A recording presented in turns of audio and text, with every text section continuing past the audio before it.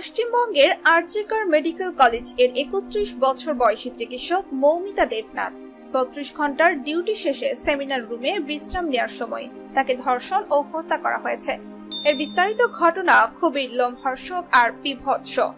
মৌমিতাকে যে দুজন হাত ধরে রেখেছিল তার একজন নাকি তারই এক নারী কলিগ। একটা মেয়ে হয়েও সে কিভাবে এমনটা করতে পারলো? একটা শরীর, 18 থেকে 20 জন পুরুষ, 113টা কামড়ের দাগ, 150 গ্রাম বীর্য পাওয়া গেছে তার শরীরে। জাস্ট ইমাজিন, একটা সুস্থ মেয়েকে ঠিক কতক্ষণ গলা চেপে ধরে রাখলে তার চোখের পানিতে রক্ত বেরিয়ে আসে। এই পুরো সময়টা যে দুইজন ব্যক্তি মৌমিতার হাত চেপে ধরেছিল তাদের মধ্যে একজন মৌমিতার ফিমেল কলিগ। আই রিপিট, মৌমিতার ফিমেল কলিগ। চোখ দিয়ে রক্ত বেরিয়ে আসার আগ মুহূর্তে মৌমিতা নিশ্চয়ই এই ফিমেল কলিগের দিকে তাকিয়েছিল। চোখের ভাষায় বারবার বোঝানোর চেষ্টা করছিল, আমাকে বাঁচাও, তুমিও তো একটি মেয়ে। ময়নাতদন্তের রিপোর্টে দাবি যৌনাঙ্গে গভীর ক্ষত রয়েছে। অ্যান্টি মর্টে নামে দেখা গিয়েছে বিপুল পরিমাণ রক্তপাতে হাইমেন ফেটে যায়। গভীর ক্ষতের প্রমাণ মিলেছে।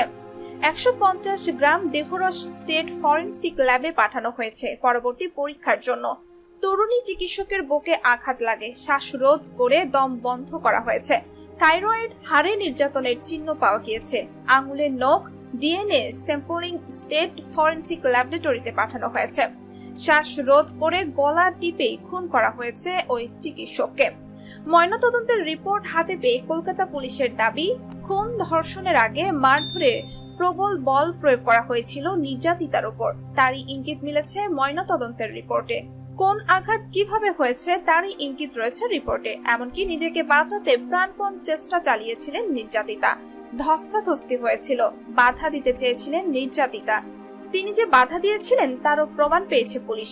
অভিযুক্তর হাত ও মুখে আঁচড়ের ক্ষত দাগ মিলেছে। ময়নাতদন্তের রিপোর্টে জানানো হয়েছে নির্যাতিতা তরুণীর কোথায় কিভাবে ক্ষত হয়েছিল। চোখের ক্ষত ভাঙা চশমার কাছে ঘটেছে। সঞ্জয়ের হাত থেকে নিজেকে বাঁচাতে প্রতিরোধ করেছিলেন ওই চিকিৎসক। প্রবল ধস্তাধস্তিতে চশমার কাঁচ ভেঙে যায়। কাঁচ ভেঙে ক্ষত এবং চোখ থেকে রক্ত বেরিয়ে পড়ে। মাথায় আঘাত রয়েছে। ধস্তাধস্তির সময় চিৎকার রুখতে নির্যাতিতার মুখ চেপে দেয়ালে ঠুকে দেওয়া হয়েছিল।